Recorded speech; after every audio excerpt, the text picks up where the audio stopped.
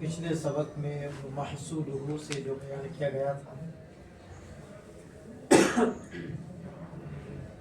اس میں معنی فی نفسہ اور معنی فی غیرہ کو سمجھایا گیا تھا کہ جو معنی بالقصد مدرک و معقول ہو تو وہ معنی فی نفسہ کہلاتا ہے، وہ محکوم علیہ اور محکوم بہ دونوں کرتا ہے۔ اور جو معنی بالقصد معقول و مدرک نہ ہو بلکہ بالطبع ہو یا اعلیٰ کے حصے سے ہو تو اسی کا مطلب ہے معنی فی غیرہ، وہ محکوم علیہ محکوم بہ کچھ بھی نہیں کرے گا۔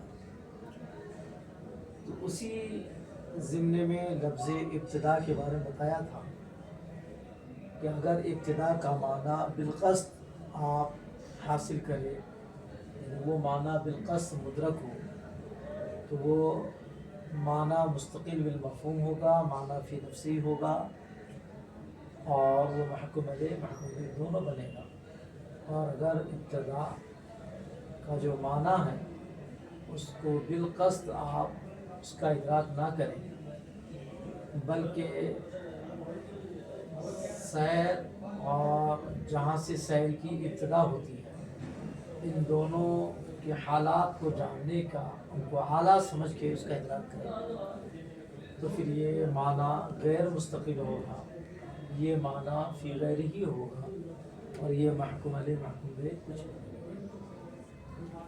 آج اسی کی مزید وضاحت کرتے ہوئے حضرت شارع کچھ مزید باتیں بتا رہے ہیں۔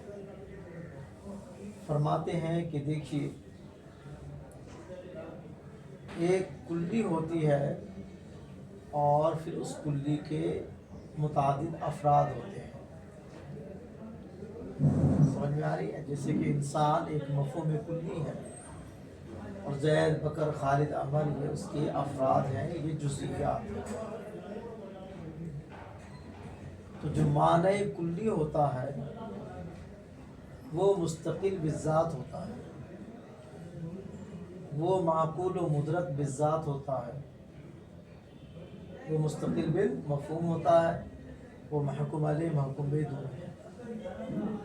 لیکن کلی کے جو افراد ہوتے ہیں وہ اعلیٰ کی حیثیت سے ہیں، وہ مستقل بالمفہوم نہیں ہوتے۔ تو ٹھیک یہ حال ہے لفظ ابتدا کا۔ لفظ ابتدا کی وضع ہوئی ہے ایک مفہوم کلی کے لیے۔ ابتدا کا معنی شروع، یہ ایک مفہوم کلی ہے۔ اور جو مثالیں دے رہے ہیں کہ بصرہ سے سفر شروع ہوا، فلاں تحریک کی فلاں جگہ سے شروعات ہوئی، ہماری پڑھائی یہاں سے شروع ہوئی، یہ سب مثالیں ہیں نا، یہ اسی ابتدا کی وجہ جس مفہوم کلی کے لیے ہوئی ہے اسی کلی کے یہ سب جزیات ہیں اور اس کے افراد ہیں۔ سمجھ میں آ رہی ہے؟ ہاں۔ تو لفظ ابتدا کی وضع جس مفہوم کلی کے لیے ہوئی ہے وہ ہے مستقل بالمفہوم۔ وہ کیا ہے؟ وہ معنی فی نفسہ ہی ہے، وہ معقول و مدرک بالقصد ہوتا ہے، لہذا وہ محکوم علیہ بھی بنے گا محکوم بہ بھی بنے گا۔ لیکن جو اس کے جزیات ہیں جیسے من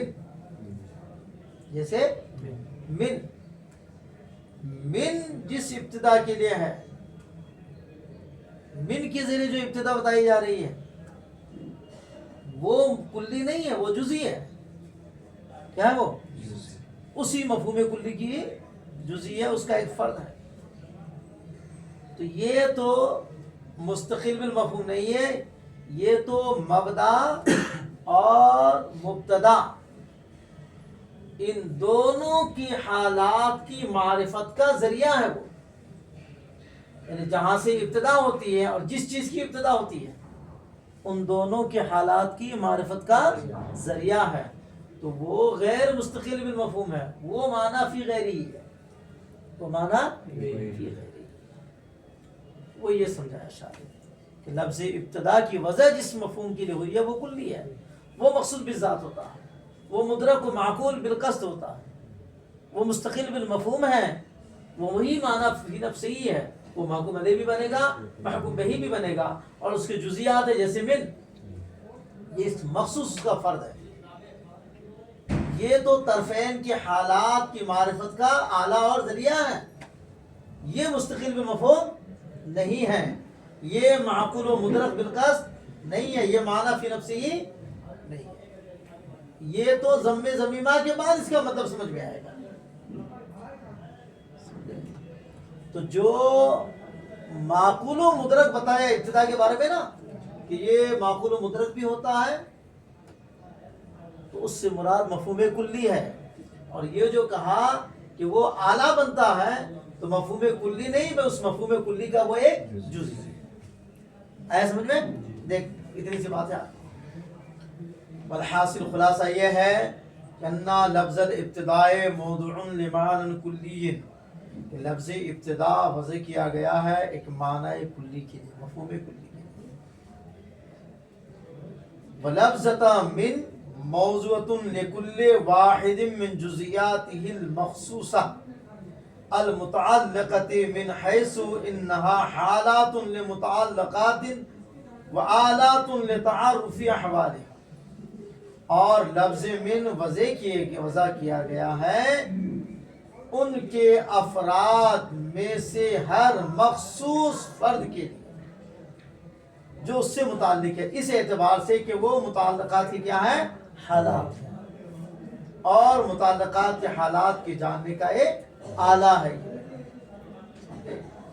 تو ابتدا کی وضع ہوئی معنی کلی کی، اور من اسی معنی کلی کے جو افراد ہیں اس کے لیے ہے۔ سمجھ میں آ رہی ہے؟ تو وہ معنی کلی جو ہوتا ہے وہ بالقصد اس کا تعقل ہوتا ہے، بالقصد اس کا ادراک ہوتا ہے، وہ مستقل بالمفہوم ہوتا ہے، وہ معنی فی نفسی، محکوم علیہ محکوم بھی دونوں کا۔ لیکن جو ان کے افراد ہیں جن کے لیے من کی وجہ ہوئی ہے، وہ تو جہاں سے ابتدا ہوتی ہے جس کو مبدا کہتے ہیں، اور جس کی ابتدا ہوتی ہے جس کو مبتدا کہتے ہیں، سمجھے؟ ان دونوں کے حالات کی معرفت کا وہ ذریعہ ہے، وہ تو غیر مستقل بالمفہوم۔ وذالک المعنی الکلی، وہ معنی کلی جس کے لیے لفظ ابتدا کی وضع ہوئی ہے، یمکن ان یتعقل قصدا، ممکن ہے کہ اس کا تعقل بالقصد ہو، ویلاحظ فی ذاتہ، اور بالذات ملحوظ ہو، فیستقل بالمفہوم، وہ مستقل بالمفہوم ہوگا، اور جب مستقل بالمفہوم ہوگا تو یہی تو معنی فی نفسی ہے، تو اب محکوم علیہ محکوم میں دونوں بنے گا۔ ویصلح ان یکون محکوما علیہ وبہ، اور وہ صلاحیت رکھتا ہے محکوم علیہ اور محکوم بہ ہونے کی۔ لیکن اس معنی کلی کے جو جزیات ہیں، جو افراد ہیں جن کے لیے من کی وجہ ہوئی ہے، وہ مستقل بالمفہوم نہیں ہے، بالقصد ان کا ادراک نہیں ہوتا۔ ان کا ادراک جب بھی ہوگا وہ طرفین کے حالات کی معرفت کے اعلیٰ کی حیثیت سے ہوگا، سمجھ رہے؟ ہاں، طرفین کے احوال کی معرفت کے ذریعہ اور اعلیٰ کے اعتبار سے ہوگا، وہ مستقل بالمفہوم نہیں ہے، وہ غیر مستقل بالمفہوم ہے، وہ معنی فی نفسہ ہی نہیں، وہ معنی فی غیر ہی ہے، لہذا وہ محکوم علیہ محکوم میں کچھ بھی نہیں ملے گا۔ واما تلک الجزیات، رہے وہ جزیات جو اس مفہوم کلی کے ہیں جن کے لیے من کی وجہ ہوئی ہے، تو فلا تستقل بالمفہومیت، وہ مستقل بالمفہوم نہیں ہے، ولا تصلح ان تكون محکوما علیہ وبها، وہ محکوم علیہ اور محکوم بہ بننے کی صلاحیت نہیں، اس لیے نہیں رکھتا کہ محکوم علیہ اور محکوم بہ بننے کے لیے ضروری ہے کہ بالقصد ملحوظ ہو، مستقل بالمفہوم ہو، اور یہ کچھ بھی نہیں ہو پاتے، اس لا بد فی کل واحد منہما، اس لیے کہ محکوم علیہ محکوم بہ میں سے ہر ایک میں ضروری ہے کہ وہ بالقصد ملحوظ ہو، سمجھ گئے؟ جب بالقصد ملحوظ ہوگا تب پھر مسند علیہ کے درمیان نسبت کا اعتبار ہوگا، تاکہ کر لے یمکنا ان یعتبر النسبۃ بینہ و بین غیرہ، تاکہ اس کے اور دوسرے کے درمیان نسبت کا اعتبار کرنا ممکن ہو۔ تو یہ جزیات جو ہے مستقل بالمفہوم نہیں ہے، کیا ہے؟ بل تلک الجزئیات لا تتعقل الا بذکر متعلقاتها، بلکہ ان جزیات کا تعقل ان کے متعلقات کے ذکر کے بغیر نہیں ہوتا، ان جزیات کا سمجھنا ان کے متعلقات کے بغیر نہیں ہوتا ہے۔ ان جزیات کو کب سمجھ پائیں گے؟ جب مبدا کا ذکر کریں گے کہ کہاں سے شروعات ہو رہی ہے اور کس چیز کی شروعات ہو رہی ہے، تب وہ جزیات سمجھ میں آتے ہیں۔ تو گویا کہ وہ خود مستقل نہیں ہے، وہ تو محتاج ہے اس مبدا کا، اور جس چیز کی شروعات ہوتی ہے اس کا، تو وہ مستقل نہیں ہے۔ تو گویا کہ اپنا معنی ان کے بغیر نہیں بتا پا رہا ہے، تو گویا کہ ان کا معنی ان میں ہے، گویا کہ ان میں ہے، خود بتا ہی نہیں پا رہا، وہ جب تک نہیں آیا تو بتا ہی نہیں پا رہا، تو گویا کہ انہی میں ہے۔ یہ اس لیے کہا کہ وہ معنی فی غیری، بلکہ وہ جزیات لا تتعقل، ان کا تعقل نہیں ہوتا ہے ان کے متعلقات کے ذکر کے بغیر۔ لا تتعقل، تعقل نہیں ہوتا مگر ان کے متعلقات کے ذکر کے ساتھ۔ لے تکون آلات، لے تکون آلات، تاکہ وہ آلہ بن جائے، خبر بنی، لے ملاحظت احوالہا، ان متعلقات کے احوال کے ملاحظہ ہے۔ سمجھ گیا؟ تو ابتدا کی وضع ہوئی ہے مفہوم کلی کے لیے، وہ مستقل بالمفہوم ہے، بالقصد مدرک ہوتا ہے، لہذا وہ محکوم علیہ محکوم بھی دونوں بنے گا۔ اور وہ جزیات جن کے لیے من کی وضع ہوئی ہے وہ مستقل بالمفہوم نہیں ہے، وہ محکوم علیہ محکوم میں نہیں بنے گا، کیونکہ محکوم علیہ محکوم میں بننے کے لیے ضروری ہے کہ بالقصد ملحوظ و مدرک ہو، یہ تو ہو ہی نہیں پاتے ہیں، وہ غیر مستقل بالمفہوم۔ ان جزیات کا ادراک متعلقات کے بغیر نہیں ہوگا، متعلقات کے ہوں گے، متعلقات مذکور ہوں گے، تب ان جزیات کا ادراک ہوگا، چونکہ یہ جزیات ان متعلقات کے احوال کی معرفت کے لیے اعلیٰ ہے۔ سمجھے؟ تو یہ جو کہا مصنف نے کہ حرف وہ کلمہ ہے جو دلالت کرتا ہے معنی فی غیرہا میں، یہی مطلب ہے اس کا، یہ وہ دوسرے کے احوال کی معرفت کا ذریعہ بنتے ہیں، خود مدرک نہیں ہوتے ہیں، مستقل بالمفہوم نہیں ہوتے ہیں، وہ اعلیٰ بنتے ہیں۔ سمجھ گئے؟ تو معنی فی غیر ہی ہونے کا مطلب کہ وہ اعلیٰ بنتا ہے، ذریعہ بنتا ہے، خود مدرک و ملحوظ نہیں ہوتے، مستقل بالمفہوم نہیں تھے، اس لیے وہ محکوم علیہ محکوم نہیں ہوتا۔ اور معنی جو کہا اسم و کلمہ دلالت کرے معنی فی نفسہ پر، اس کا مطلب یہی ہے کہ خود وہ مدرک ہو، مقصود بالذات ہو۔ سمجھ گیا؟ پر یہی مراد ہے مصنف کے قول یا نحویوں کے قول کہ ان الحرف کلمۃ تدل علی معنی فی غیرہا۔ سمجھ گئے؟ آگے سمجھ میں؟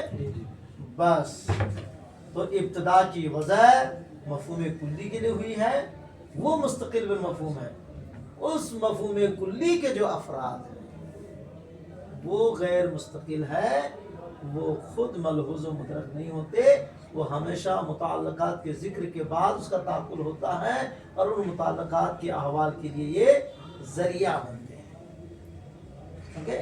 تو حرف جو معنی فی غیرہی کی بات بتایا ہے اس کا مطلب یہی ہے کہ وہ متعلقات کے ذکر کے بعد سمجھ میں آئے گا، وہ خود بخود سمجھ میں نہیں آئے گا، اسی لیے کہ وہ متعلقات کے احوال کی معرفت کے لیے ذریعہ ہیں، خود مدرک نہیں ہوتا۔ تو معنی فی غیرہی کا مطلب یہ ہوا کہ خود وہ ملحوظ و مدرک